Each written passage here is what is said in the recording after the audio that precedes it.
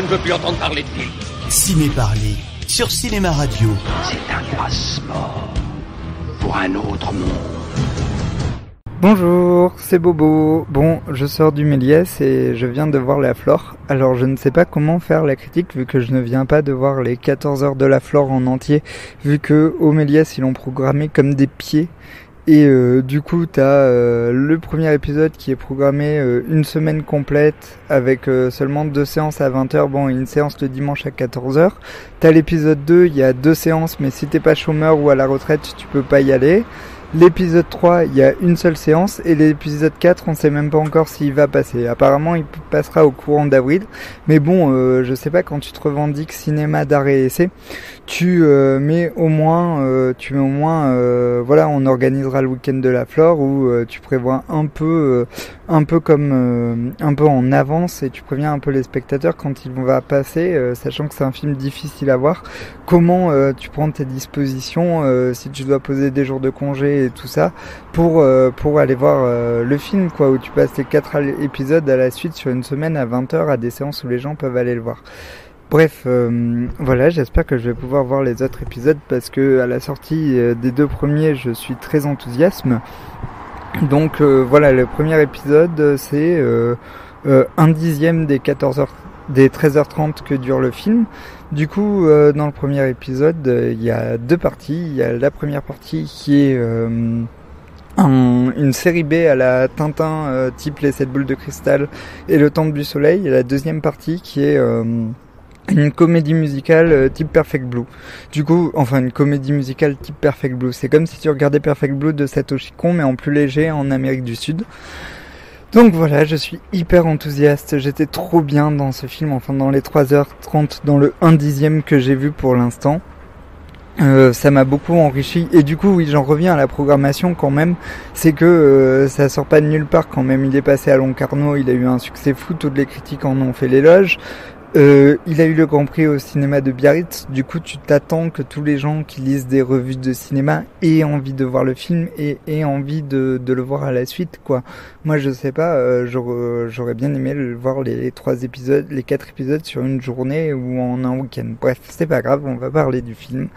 Donc voilà, le premier épisode ressemble à Tintin, les 7 boules de cristal et le Temple du Soleil. Le deuxième épisode ressemble à un manga ou à un animé qui se passerait dans le milieu de la J-pop. Sauf que ça se passe dans le milieu de la chanson populaire argentine, mais c'est la même chose, quoi. Et le point commun entre les 2 films, c'est qu'il y a les 4 mêmes actrices. Et voilà, je sais pas ce que nous réserve la suite. Donc je vous ai dit un peu de quoi il s'agissait au niveau de l'histoire, mais au niveau de la réalisation, ça fait vraiment cinéma des années 90 daté, quoi. T'as l'impression de voir enfin non, pas daté, justement, très moderne. T'as l'impression de voir soit un vieux film de Robert Zemeckis du genre type d'À la poursuite du diamant vert, soit une vieille comédie de Rob Reiner quand il faisait des bons films à la Princess Bride ou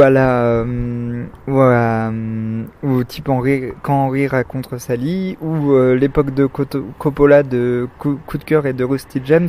C'est vraiment très énergique et le film a été fait avec très très peu de moyens, quoi. Ils ont tourné ça sur 10 ans.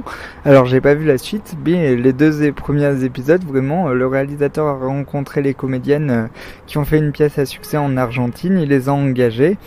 Et il a tourné ces 2 fictions et c'est vraiment le bonheur et le plaisir du cinéma tout le temps, quoi. Il y a plein de retournements de situation, à savoir que les histoires n'ont pas de fin. Alors dès que en plus il coupe à chaque fois un moment de suspense intense, du coup c'est énorme, quoi. À la fin du 2e épisode, tout le monde avait quoi dans la salle, et il y a le panneau qui est arrivé à suivre et tout le monde avait envie tout de suite de voir la suite. C'était énorme. Enfin, depuis la scène de l'ascenseur de Drive, je n'avais pas vécu une communion pareille dans une salle où pour Drive tout le monde avait sursauté dans cette fameuse scène de l'ascenseur.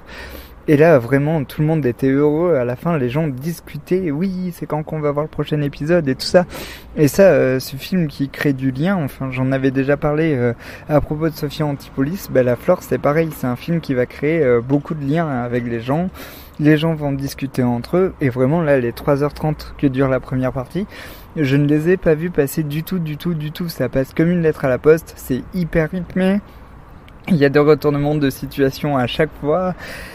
Ça charge l'histoire du cinéma et en fait c'est très drôle parce que le cinéma américain dominant pendant les années 80 et 90 a proposé ce genre de production et là c'est un pays du Sud, à savoir l'Argentine, qui propose ce genre de production et qui est un peu nostalgique que le cinéma dominant ne se fasse plus comme ça en fait et que le cinéma dominant ne produise plus que des Marvel et des films de super-héros. J'ai l'impression qu'il y a un peu un message comme ça dans le film, un rapport nord-sud qui s'inverse en fait et qui dit plus que Hollywood n'est plus capable de faire des super productions comme on les aimait dans les années 80 et 90, eh bien moi je m'en charge. Et ça, ce message il me plaît beaucoup en fait parce que c'est comme la nouvelle école du cinéma de genre français représenté par Julia Ducournau et Sébastien Marnier et Coralie Frojard et le réalisateur de La Nuit qui a mangé le monde que Stephen King a adoré d'ailleurs comme film. C'est vraiment une réponse du cinéma moins dominant mais du cinéma qui a des moyens quand même. Le cinéma argentin, le cinéma français a des moyens. Mais une réponse voilà au cinéma hollywoodien et un écho en fait d'une certaine nostalgie d'un cinéma d'antan tout en étant au présent. Mais le film a déjà été tourné en 2006. Enfin la première partie et ça a été 10 ans de tournage La Flore. Du coup voilà, je sais pas trop comment faire cette critique parce que peut-être que je vais aller voir la suite et qu'elle ne va pas du tout me plaire. Du coup je vais devoir revenir sur ma critique, mais en tout cas la première partie vous pouvez y aller les yeux fermés, vous ne vous ferez pas chier.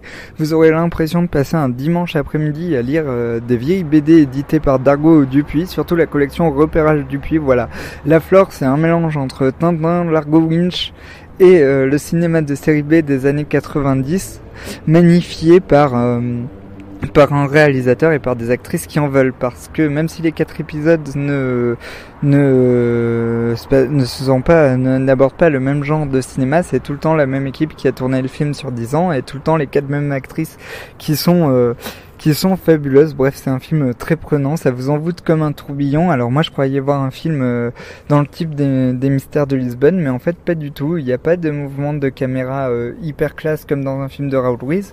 Il n'y a pas des histoires à tiroir comme dans Les Mille et Une Nuits ou comme dans Les Mystères de Lisbonne, du genre je te raconte une histoire qui te raconte une histoire qui te raconte une histoire. Alors beaucoup de gens font le lien avec le film de Miguel Gomez, Les Mille et Une Nuits, que je n'avais pas aimé, même si j'adore que ça existe.